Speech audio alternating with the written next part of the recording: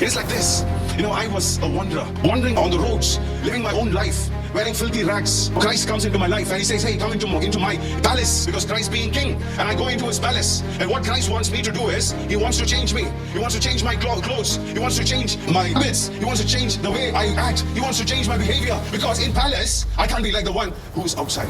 I want to be like the prince. I want to be like a princess. So this is the calling. Christ is calling us this morning. It's an ethical imperative. These are not without conditions. Paul says, when Apostle Paul says, he says as a command, live a life worthy of your calling. That means it's a command to each one of us. If there is no option, there's no option. When we are part of this community, that means we are highly expected to live a life that is worthy of a calling, the greatest calling that Christ has given. This is grounded in the indicators of God's saving work in Christ. It has not come without anything. It has not come without a price. Christ has paid the price. Christ has done the work. So it is a high calling. It's a precious calling. It's never be taken for granted.